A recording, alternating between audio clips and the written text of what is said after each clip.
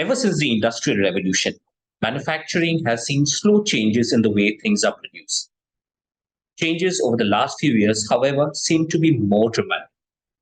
It is said we are in the midst of the fourth industrial revolution, or Industry 4.0, where automation and digital transformation has led to a sea change in our manufacturing processes.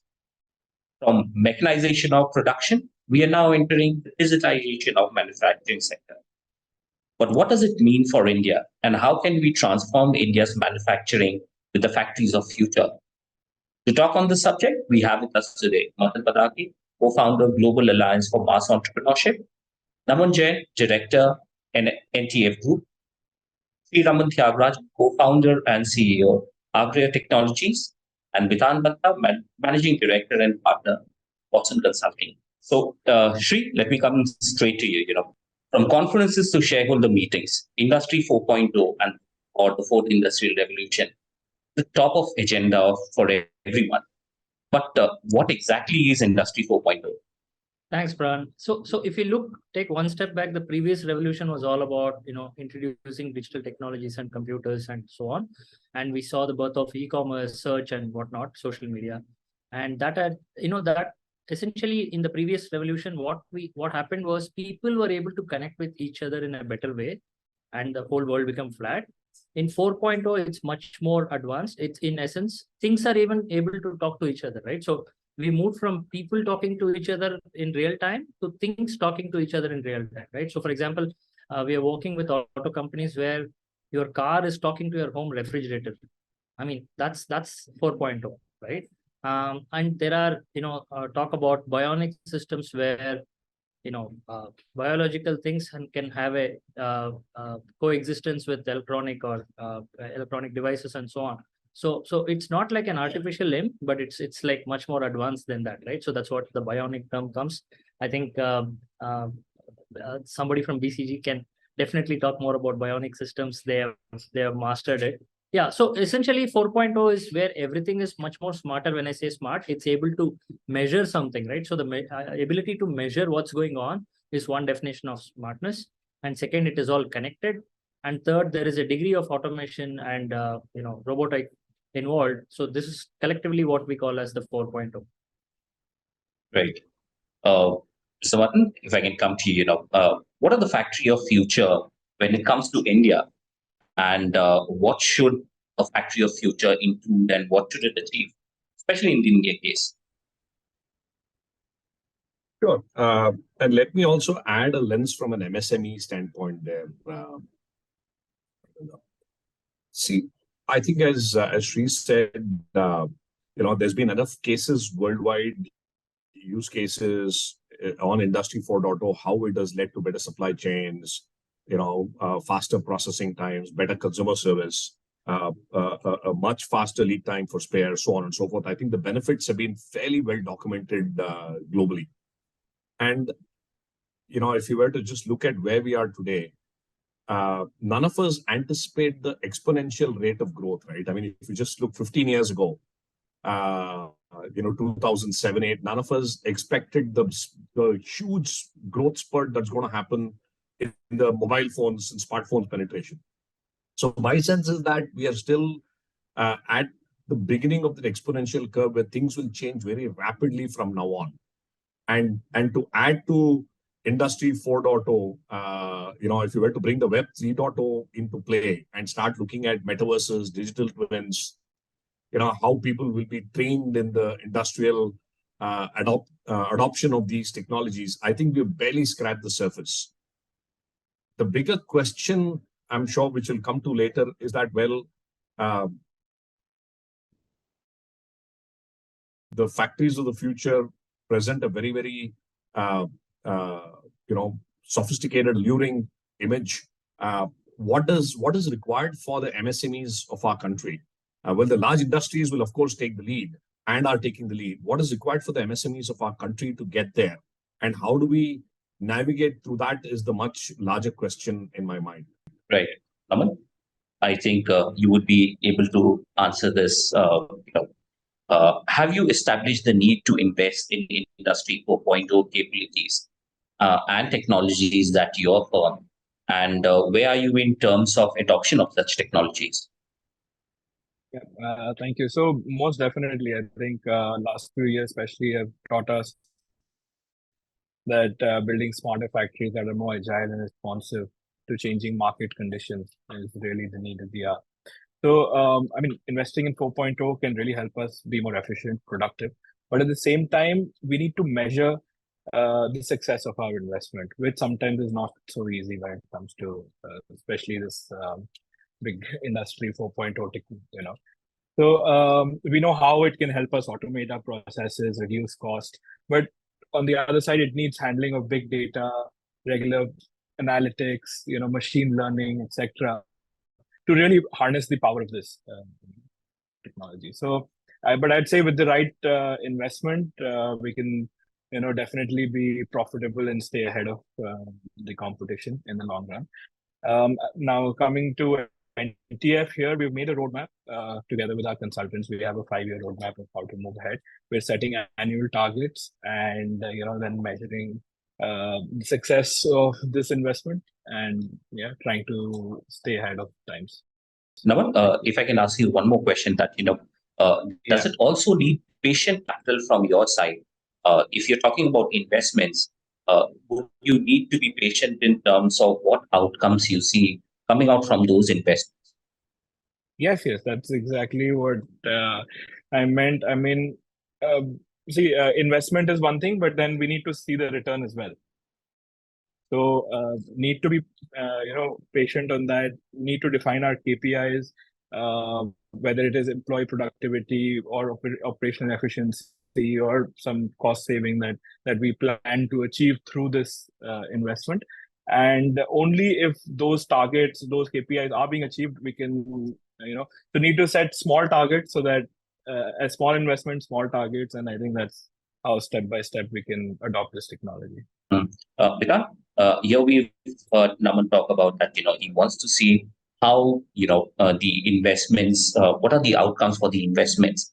According to you, where are Indian manufacturing players when it comes to Industry 4.0 journey? Yeah, Pran. I mean, to this specific question, I think, large part of the Indian manufacturing industry probably has been at it or been exposed to the concept for about 7 to 8 years, I would say, right? I mean, I would go back to 2015 or so when I first started dabbling with this as a consultant, trying to bring it to our clients in India. We've run 2 surveys actually, along with CII. One, I think in 2017, 18, another sometime around 2019. What we did find at that point of time is that large parts of the Indian industry, and I'm talking pre-COVID times, large parts of the Indian industry were still kind of not exposed to the full concept of Industry 4.0, or there was an overall awareness issue, right? I think COVID changed a lot of that, right? I mean, you were forced to work in an environment in which necessarily you are not in the office, not potentially a lot of executives are not even on the shop floor. Most of the times you had to rework how workforce was to be managed. That accelerated a little bit of the digital adoption in the operations and manufacturing space. Having said so, I think we moved the needle a lot during the COVID time. But I would still say that as an industry where we are and what we expect of Industry 4.0, we are still fairly behind, what the developed world, what some of the more advanced manufacturing economies have adopted, the extent to which they have adopted and attempted. Today, if you ask me, 8-9 years on from when this journey started, there is a very significant gradient in adoption, right? You have some very progressive, fairly forward-looking large and some medium enterprises as well, which have probably embraced Industry 4.0. They have done, but I would say inclusive even of a set of larger enterprises and, more importantly, our overall, small and medium scale enterprises, I think the adoption levels are still fairly low. And Industry 4.0, I think, still gets banded along with robotics, along with automation, along with a connected factory at best, right? But there are, I think, many different elements of what Industry 4.0 is about. We talk of 9 drivers or 9 elements of Industry 4.0 overall as BCG. So I would still say potentially early days and still a need now, and especially where we are in this overall geopolitical game, at times what might be seeming like a stalemate, right? As to what we need to do as Indian manufacturing. And the window of opportunity for us has been shrinking while we are all sensing and sitting on a very large opportunity. I think what needs to happen very quickly now over the next 3 to 4 years. Otherwise, there's a high possibility we might just end up missing the bus in the global manufacturing game one more time. Interesting. When Bitan talks about, we are slightly slow, is it because, many Indian MSMEs still think that, Industry 4.0 is just the latest buzzword? How do we make, such transformation more acceptable and palatable to Indian business? So, Puran, see, it's not a buzzword. Definitely not. Things are really happening, and the results are showing for itself, right? Around the world after COVID, everything is now digitized and transformed in a digital way. So if you are talking specifically about MSME, then India has a huge amount of force, and there is a very popular joke: ML and AI stands for manual labor and anonymous Indian, right? So when it comes to Indian companies, you have somebody to do things for you. There's a huge amount of labor force. We are the most populous country on the planet. So what we need to do is, first off, companies should have some amount of investment in a data policy, like as much as they can invest in creating data, record everything that's happening in a digital format. This leads to a culture of, measuring things that's going on. And that's the first step. And if they are able to do that, the next step would be to invest in systems and processes, which will lead to automation. And if you are able to do these two things, which naturally leads on quality assurance, right? So the company, no matter how big or how small or what kind of MSME they are, if all of this leads to quality assurance, that means their clients are happy, their output is better, its unit economics is working out. And finally, all this leads to, maybe look at global collaborations, right? So maybe it could be as simple as an export, or it could be using a foreign IP to create much more better production line here. So either ways, it's not a buzzword. And like I said, companies should have this culture. It's about, having the mindset that, what we call as HIPPO, HIPPO. It stands for highest paid person's opinion, right? So most MSMEs or Indian organizations work that way, where the boss is right. I'm sure he or she is right. That's okay. But it shouldn't be the only way how decisions are made. So the first and foremost thing in your path to 4.0 should be about having a data policy. So, Madan, she talks about not having hippos in your organization. But where are Indian companies when it actually comes to adopting Industry 4.0 capabilities? And how important is this to become globally competitive? So let's just take a step back here, Pran. Look at when we talk of the MSME sector, right? Whatever, 64 to 68 million, 70 million odd registered MSMEs. 96% of them being in the micro category, and 96% of the enterprises having less than 3 people employed in the organization. So we're really talking of a massive base of the pyramid with a very steep and a small pyramid level, right? If mass entrepreneurship, which is what we are working at GAME, has to take off, then a bulk of the enterprises have to transition. As Bitan was saying, well, there is a large companies and the medium and the small enterprises are making the shift. How do you get the smaller enterprises to start thinking? And to add to what she was saying, in our discussions with our partners and therefore with the micro entrepreneurs, we see 4 or 5 challenges. One is the awareness itself, right? Well, they've heard of Industry 4.0. There's been some exposure, especially in the Tier 1, Tier 2 cities. Tier 3, Tier 4, the awareness itself is very low, right? 50% of the MSMEs that we have are in the rural areas. right? So how do we communicate to a larger level? And this cannot happen at a central level. This has to happen at a district level. I'll come back to that. The second question that is coming is, fine, all of this is great. How will it help my business? Right? To Naman's point, we have to create a really alluring case to say, hey, you do X, Y, Z, this is the return that you can expect, right? Because capital is scarce, right? And if I, as a owner of a small micro business, has to make investments into digitization, I have to change my processes, and I have to, of course, look at talent. These are the other three challenges, right? I have to redo my processes. I have to look at digitization of everything, and not just of my accounts or whatever, or inventory management.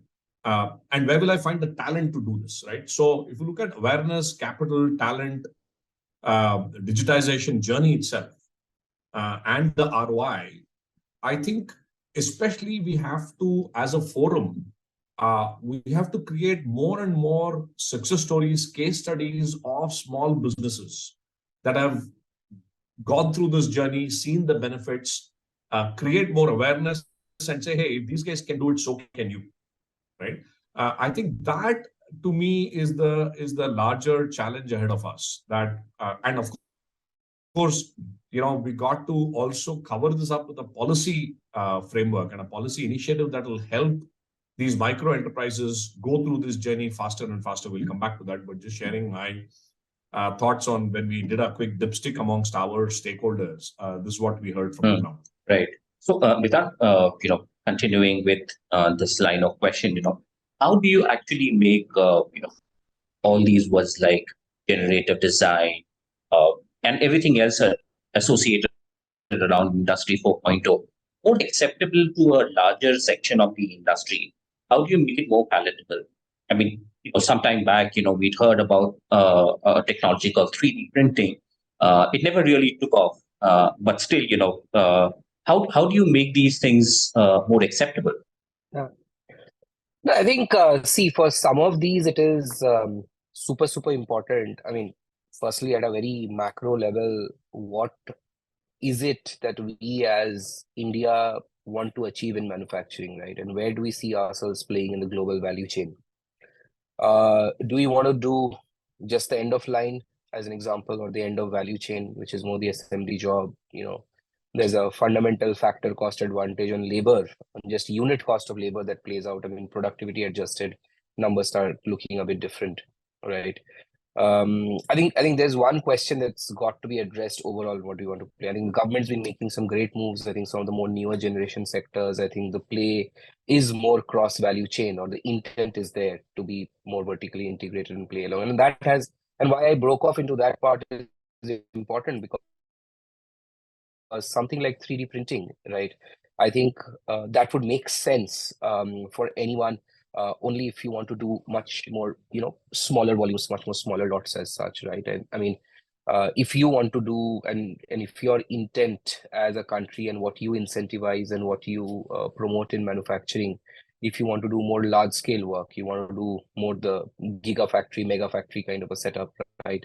Some of these things might not necessarily find their place, right? Also, it depends how much more design and innovation oriented you want to be versus being more commodity in nature, right? And I think some of these things fundamentally influences the technology choices. Having said so, something like 3D printing, of course, the jury's been out for a long time, that in the overall manufacturing game, it still exists, right? It's not gone away, right? I think the question is for it to really cross that tipping point and be super successful. Which way does the manufacturing strategy swing? I think is very important. Some of the other stuff that you spoke about, I mean, generative designs, I mean, this is like really in, and I can tell you, being a passionate follower and practitioner in this space, I mean, we've been to three very interesting buzzword periods as such, right, in recent times. But this one is feeling different. Okay, I mean, I must tell you, and it's not just pure fluff and and just a lot of show and tell around it.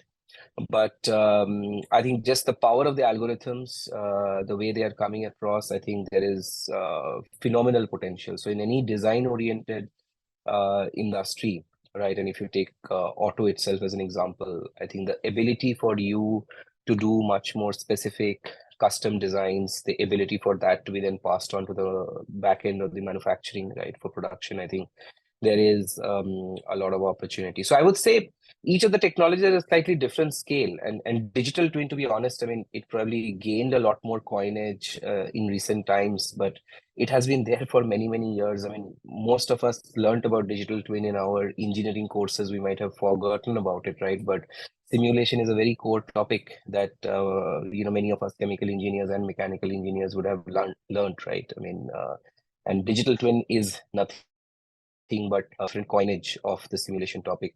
So it is absolutely there. It has always been there to my mind, right? It's just known in a different name now. But the digital twin of a shop floor, trying to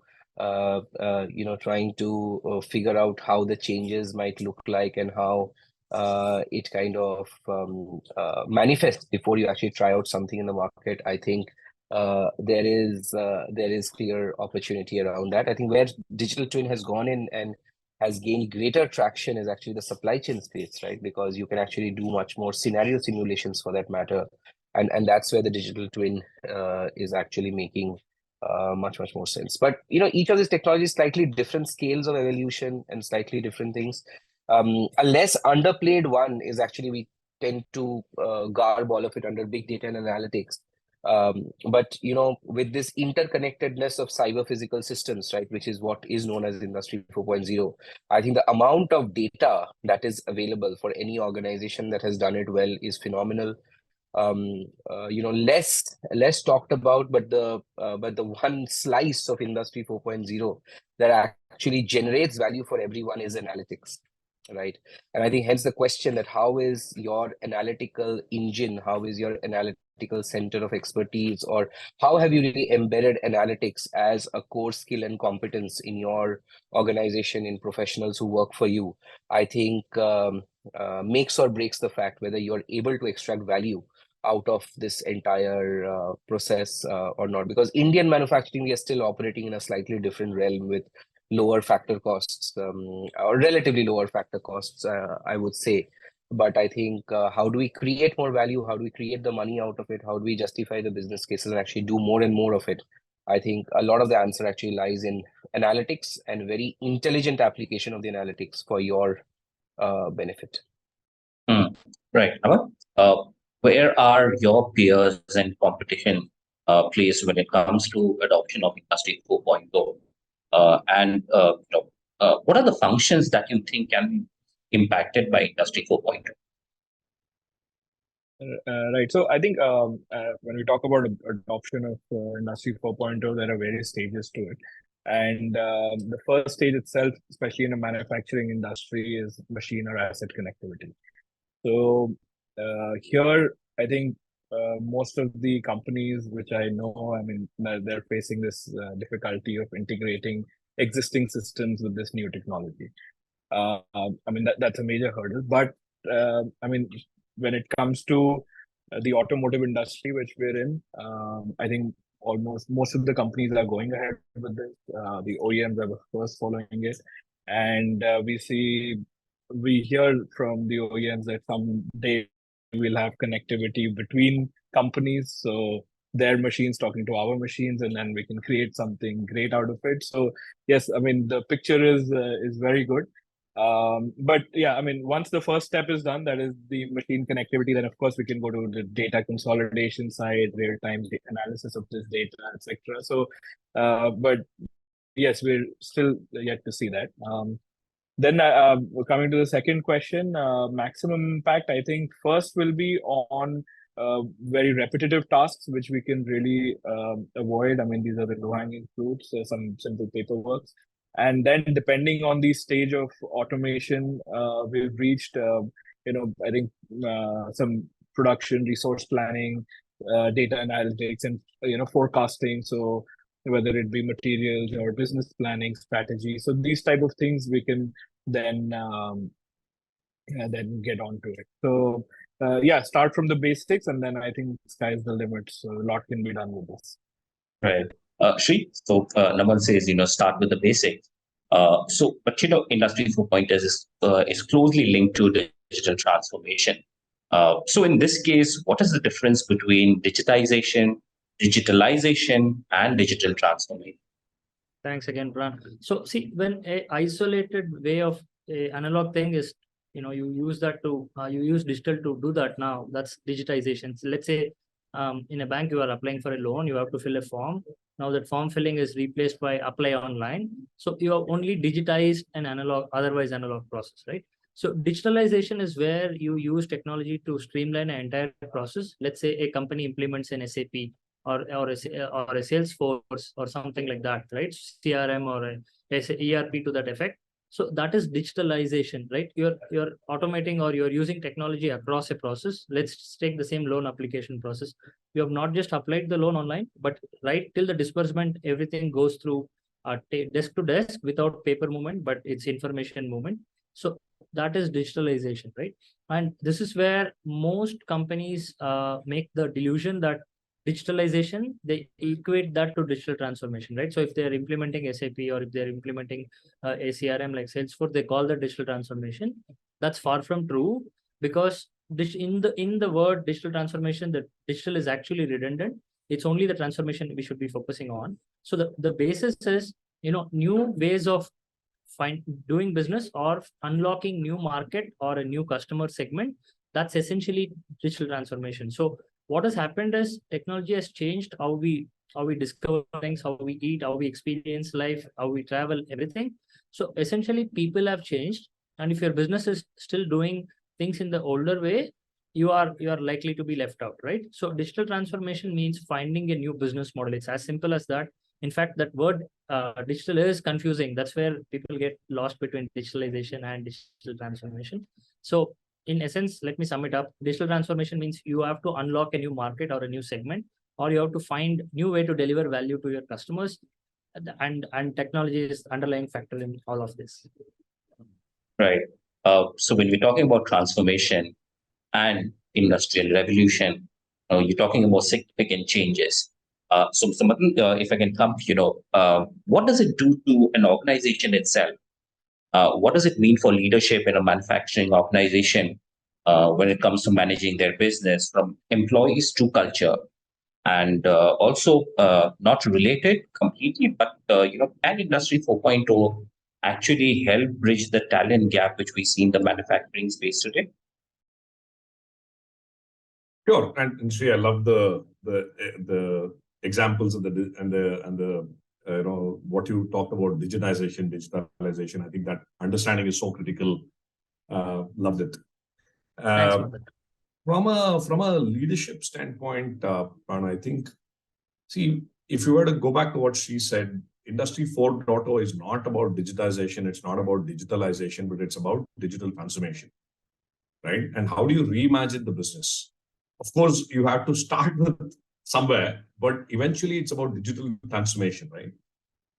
One of the challenges that we see is the mindset of the entrepreneur, of the leaders themselves. A lot of them, when we meet them, say, hey, this is how our world has been the last 30 years, 20 years. It's not changing. It won't change, right? So there is what is the growth mindset is a critical one to trigger, right? Once the leadership comes in with the growth mindset, then it'll percolate down the chain. So how do you then enable the leaders to start thinking about the future, where there is a huge excitement about the future?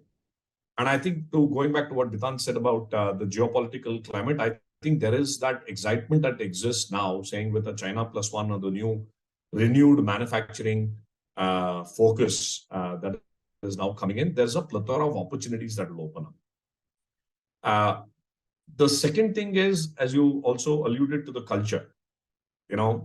Analytics and data will drive the whole transformation. How do you get people to start taking decisions and looking at data in a very different way rather than only from a tracking angle? How do you use data to start making decisions in real time, right? So the culture of data, I mean, forget manufacturing firms, the culture of data is so hard to build even in traditional other businesses as well, right? How do you bring that decision-making process come into the firm at every level, right? I think, I still remember early days of Infosys. I still remember, I was there in the early days, and I still remember Mr. Narayan Murthy saying, hey, in God we trust, everybody else brings data to the table, right? So how do you then use data as the key driver for decisions? And lastly, to the talent part, I think, especially with the newer talent flowing in from engineering schools, from polytechnics and diplomas, with the NEP, the curriculum there is changing, right? I think these youngsters and youth will be excited about working in the manufacturing sector, but with the technology bent, right? So I think it provides early adopters a great opportunity to lure the best of talent coming out of these colleges and institutions, and to provide them a space where they can learn fast, experiment, try out new things, and be the trailblazers in the space. It's almost like the early days of the IT companies, right? Most of us, I remember when I joined Infosys from campus, it was an unheard of name then. A lot of people said, so which is this company that you're joining? I think from a talent angle, Industry 4.0 is still in the early days, and it presents an opportunity for talent to thrive and to become the leaders of tomorrow. So I think from both at the leadership level, culture level, and talent, there is a fantastic way of packaging this whole story, and therefore, make it ripe for faster adoption. And I think that's what we should be doing as an industry. Right. I think in all this, talk about technology, the human element sometimes is missing from the equation. So, Naman, if I can come to you, not many know that in 1987, your company started supplying hard top for the Maruti Gypsies. Today, of course, you supply a range of other plastic and composites for the auto industry. From then to now, what are you doing in terms of strategies and roadmaps to be globally competitive? Right. So, being in the composites and engineering plastic space, we've always focused on lightweight technologies, introducing them, especially in India. And with the recent changes in these emission norms, whether it be BS6 or CAFE 2, etc., going to electric vehicles, the target has always been, lightweight, etc. So that is the future. We have our R&D teams who are working on finding experimenting with new materials and solutions. Recently, last few years, we filed about 32 odd patents, etc. So we're trying to, build the strength towards R&D. Also diversification while staying, within our core competence. But at the end, it's all about managing costs. And I think here we are trying to, for example, right now in India, yes, we can say that, manpower costs might be lower than some of the other countries. But down the line, maybe 5-10 years, this may not be the case. So unless and until we invest in technology, and adopt these Industry 4.0 and different technologies, we may not be able to stay competitive down the line. So, as we're all estimating that next 10 to 15 years is India's golden era, so it's time to set our paths right and be fully prepared for it. Interesting. Bitan, in 2021, you authored a report which talked about zero-based factory. If you have to summarize that report, what is zero-based factory, and how can Indian manufacturers deploy a strategy like that? Yeah, this is something, it was kind of a global collaboration for a few of us interested practitioners. So people from the Germany team, the US, and myself from India in Asia Pacific, right? We had kind of cobbled this together.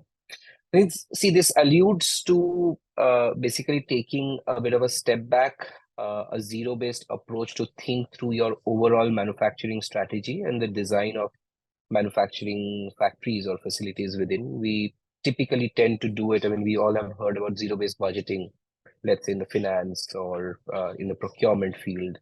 ZVB as it is referred to. We've heard about should cost or clean sheet costing from a procurement perspective, right? It's basically going down to the absolutely fundamental facts, the the bottom up build of what cost could be or what your budget should be. Same concept we've tried to talk about from a manufacturing angle or a manufacturing perspective. Broadly, we talk about 3 design choices, right, for every single organization. And maybe the one premise I should highlight up front is that for every organization, the answer is different. So there's like no one size fits all manufacturing strategy or no one size fits all manufacturing shop floor design or any element of manufacturing for that matter, right? It is, it is to be designed for every single context independently and individually as such, right? The 3 design choices that I was referring to, which we summarized or kind of pulled together in that concept, was really 3 questions. Firstly, what do you want to manufacture, which is the question on which part of the value chain do you want to play, and hence some strategic questions. Should I make this? Should I buy this, right?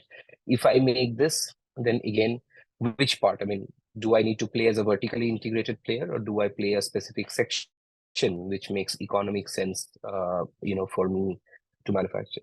Second question is, where do I manufacture, right? I might be a large organization in India, or I might have ambitions. I might be a big global organization. What makes the the best or the most optimal choice of locations for me to do it? And that's again more coming from a resilience perspective, as we all know today, especially in the global setup.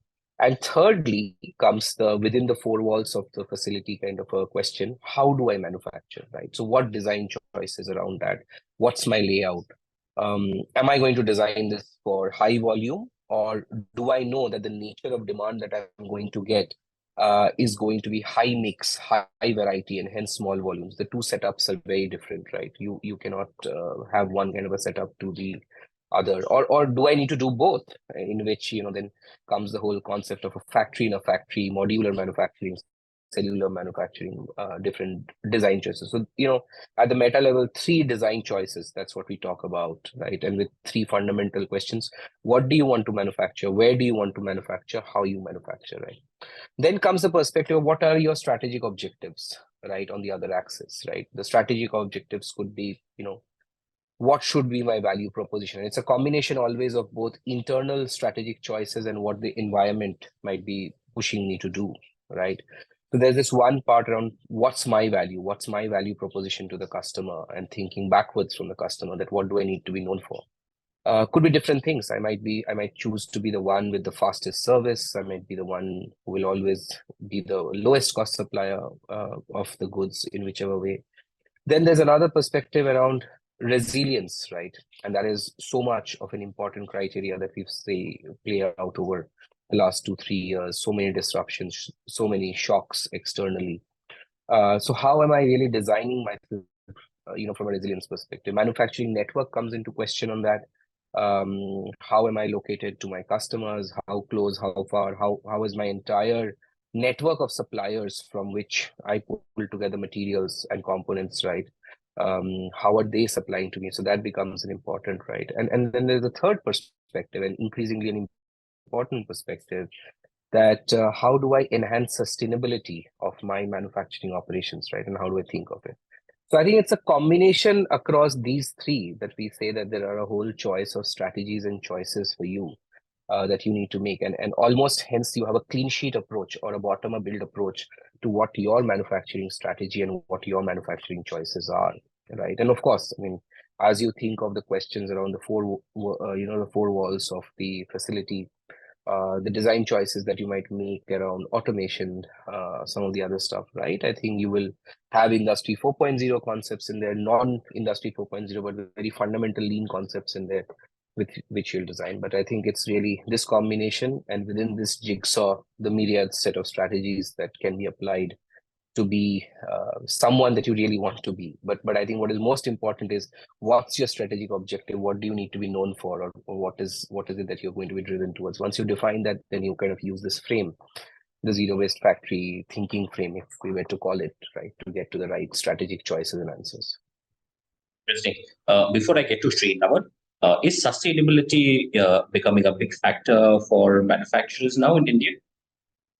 Sustainable manufacturing? Yes, absolutely.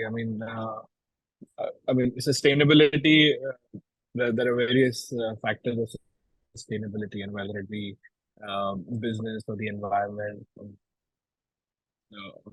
different things. So I think in wholeness, um, it, unless and until we're making a roadmap, and unless and until we're the business model to be completely sustainable in all these directions, long term focus is not there, then sustainability can be a big question mark. So absolutely. Right. Shri, what are the common pitfalls now when it comes to the digital transformation journey? You work with many auto manufacturers in the country. Sorry.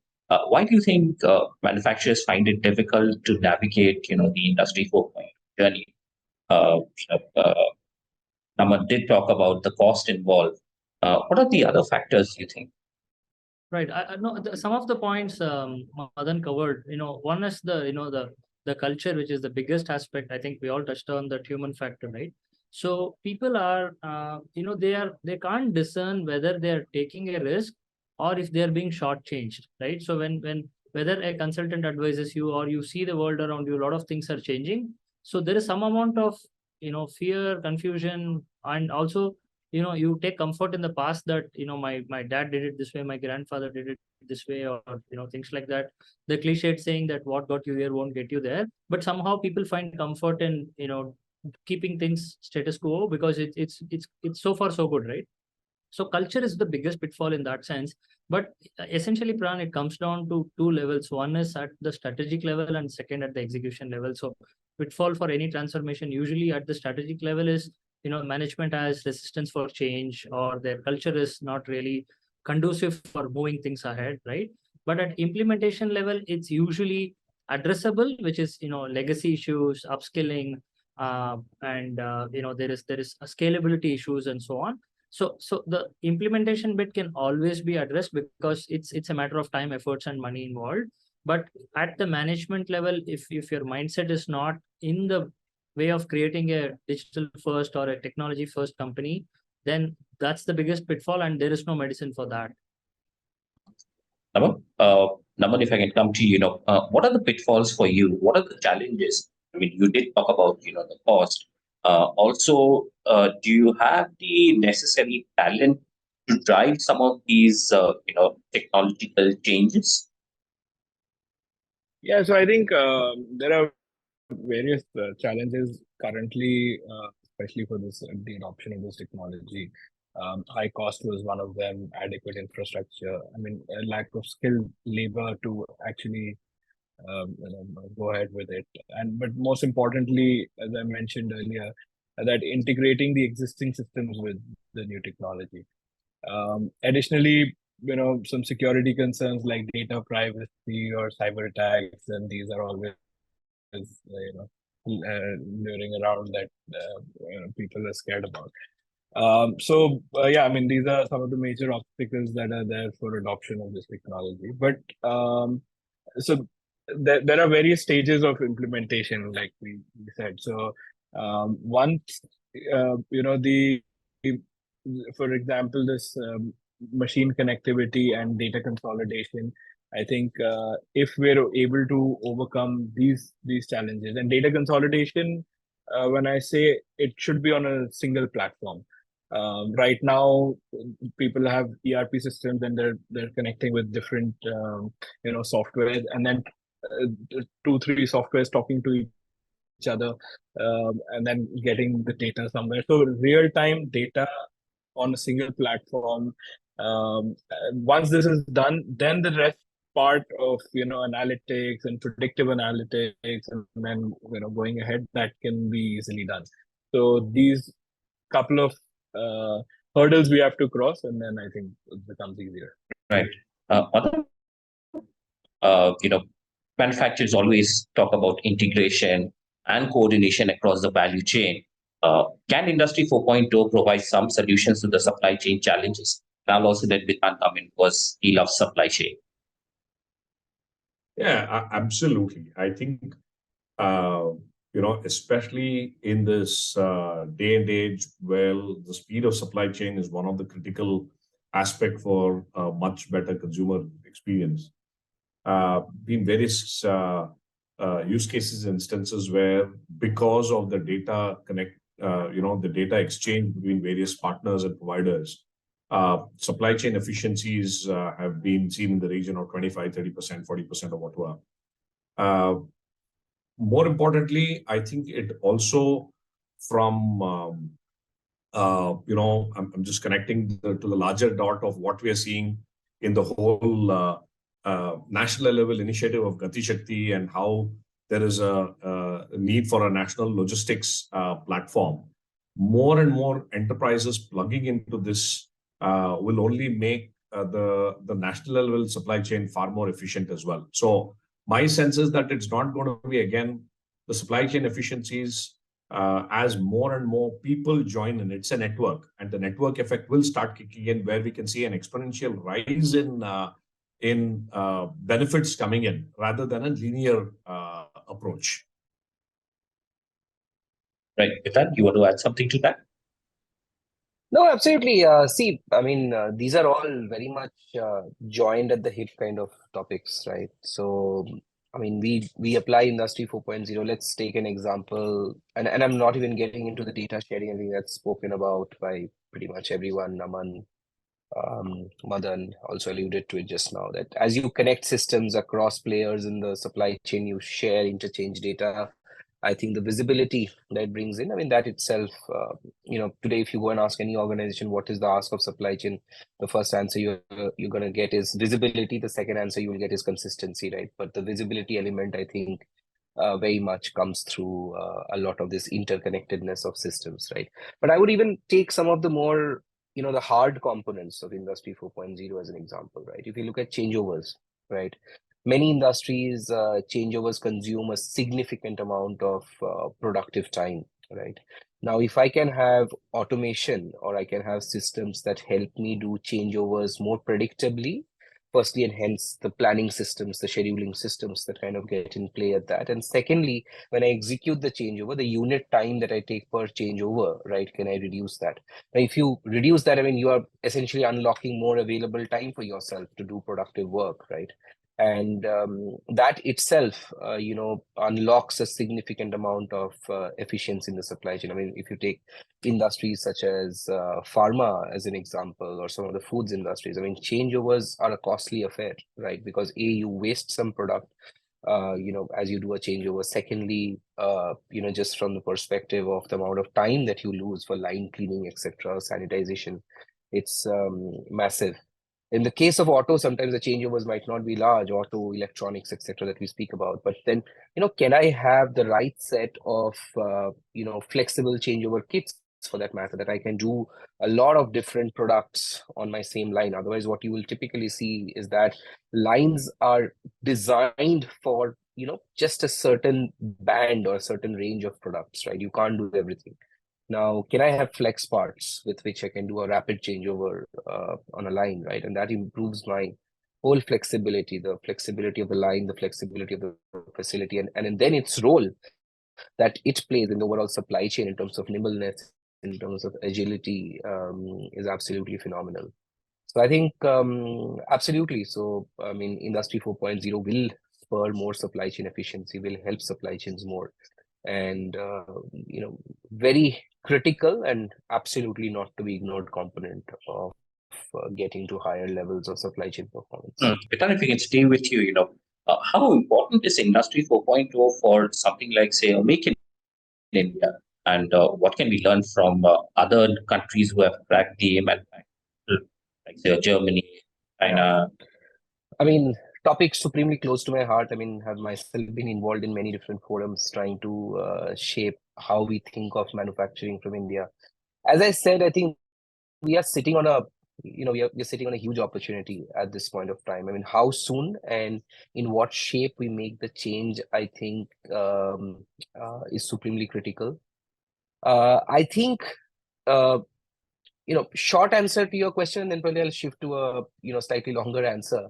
But the short answer is absolutely critical component, right? I don't think we can do away with it. I mean, these are things that other advanced manufacturing economies have done anywhere in the last 10 to 20 years, for that matter. I mean, I visited a manufacturing facility in a foods processing unit, and I used to be part of one in India that point of time back in 2005 in China. And and everyone used to think that we used to think when we went in that we would see just lots of people around doing a whole host of work and jobs. I'm talking about 2005, right? Good 18 years back. I was just a young engineer, 2 or 3 years into my first job. And the level of automation, the industry 4.0 concepts that were already in play, I think is just mind-boggling. And to think of it that we are still talking of those same concepts and a lot of those same things, 18, 20 years down the line in India, I think is a bit of a cause for concern. And which is where I think I would urge all of us as practitioners in Indian manufacturing industry that we shift our focus, we shift our game. It's no longer just a cost game, right? I think on factor cost, some fundamental advantages are there, will continue to be there. All of us know till about 2058, if I'm not wrong, the demographic dividend in India continues, right? So we will have workforce, we will have the right population, we will have labor available to us at the right cost or the right price for that matter. But if we need to win the game at a global scale, right, two very important elements need to be looked at. One is productivity, the second is quality, right? If you need to ace the game on productivity and quality, the only way to do it is through digital and through Industry 4.0. There is no second way to it. This is the reason China made the shift in the late 90s. So they were, similar to us in many ways, doing end of line stuff, end of value chain stuff. They moved up the curve at that point of time in the 2000s. I mean, the government actually passed an act, if I'm not wrong, somewhere in 94, 95, incentivizing the implementation of technology, right? Even if it comes at the cost of taking manpower away. And I'm not saying as a nation, I don't think we can ignore the workforce problem. We can ignore the labor problems that might happen. But the question is, you need to move the workforce to higher levels of skill, higher levels of talent and ability versus the more standard commodity type work that you can do, right? And there technology plays a very, very critical role. Very simple thing, I would say: pick and place actions, right? Material handling. These are the areas which are the most manpower intensive areas in our factory. I mean, even some of the largest enterprises in India would still not have automated these, right? But these are critical. These are, I mean, all someone is doing is picking up an object, moving 90 degrees to 135 degrees and placing the object somewhere else. Some of it can be solved by line design, some of it can be solved by simple automation, right? So, if we address this proactively, and I think we'll be moving up the curve significantly, right? We'll be removing the number of touches a product has, which will help us in quality. And the other bit is just building the culture of quality, right? And Germany, all of us know, Japan, all of us know. I mean, these are stories over many, many years that have been built up. But let's look at China. I mean, China was not branded with high quality for the longest time. Today, can we say the same thing, right? I mean, all the, our basic mode of communication, there's a lot that comes from there, right?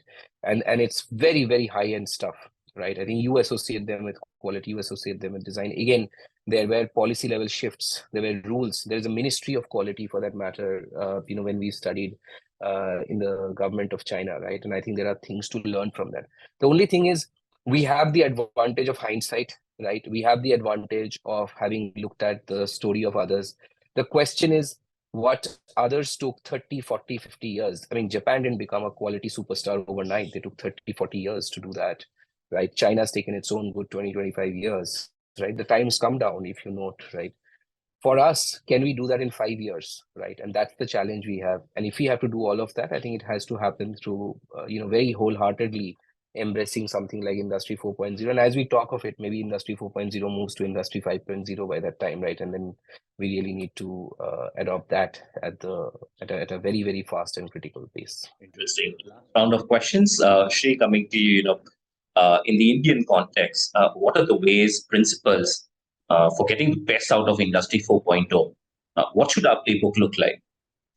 Right. So one is mindset. Again, I'll continue from my last answer as well, right? So Kodak is used as a great example of how technology disrupted Kodak and so on and so forth. But I'm not sure everyone knows that the first digital camera was invented by Kodak and none other than Kodak itself. But it was the management thinking or the resistance to change that, hey, we are in a printing business. Photo means print.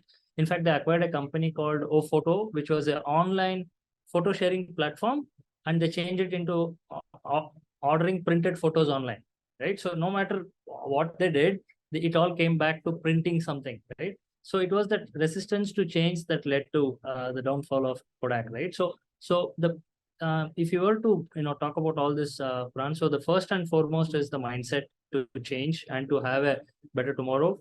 And like Bitan was saying, if we need quality, it all comes down to having processes and having technology. Only then we can look at productivity and quality.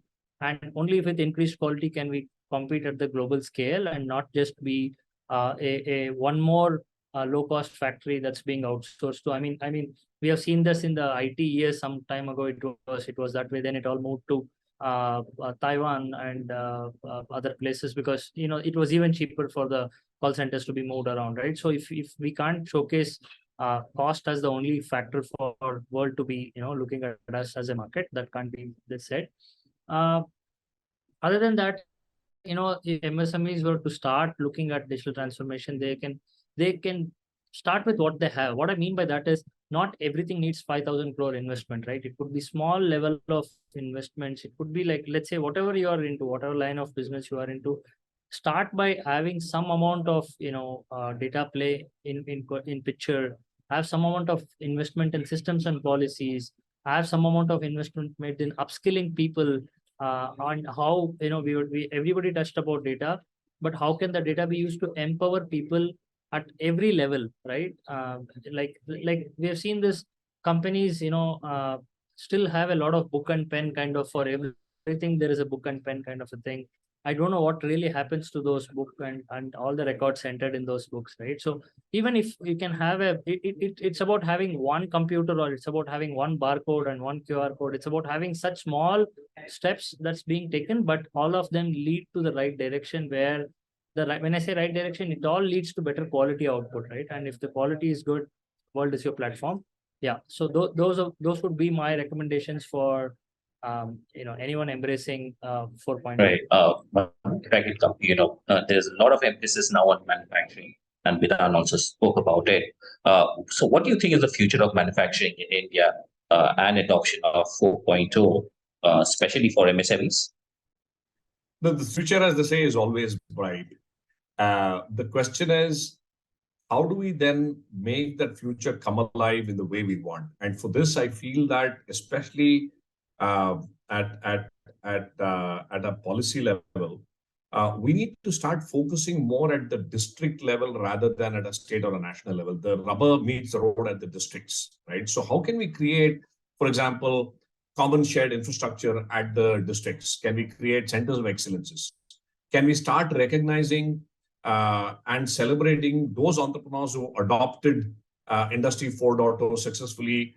And like how you guys at the Economic Times, you do the ET awards for startups or industry. Can we have an ET awards at the district level celebrating those early entrepreneurs who have adopted Industry 4.0? How do we create that excitement, right? How do we get banks to start looking more favorably at giving capital to those industries or those entrepreneurs who have adopted 4.0, right? Can there be a differential interest rate, for example? What are the policy nudges that we can do to push people to say, hey, get onto this bandwagon fast? So I think there are a lot of moving parts, and this has been a very rich conversation over the last an hour. I think the pieces of the puzzle are all there. If you can piece it together and make sure that there is faster adoption, economies of scale, so to speak, starts kicking in as more and more people get onto the bandwagon, I think we can co-create the future that we all wish to see. Right. Like Madan says, pieces of the puzzle are all there, especially the policy level, when it comes to driving manufacturing. You have schemes like the PLI as well. Do you think something like that would help, in adoption of Industry 4.0? And similar question: what do you think is the future of Indian manufacturing? Yeah, right. I mean, government is offering various schemes. One of them is PLI. PLIs are available, but they're majorly for larger organizations, covering a very small percentage of the actual value chain. I mean, but yes, the funds that are available through PLI schemes should be, and I hope they will be used for developing smarter factories.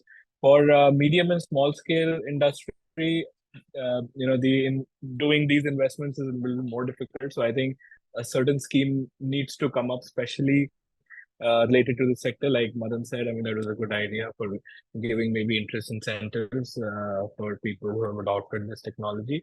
Now coming to your second question of future of Indian manufacturing, I mean, it's absolutely really bright.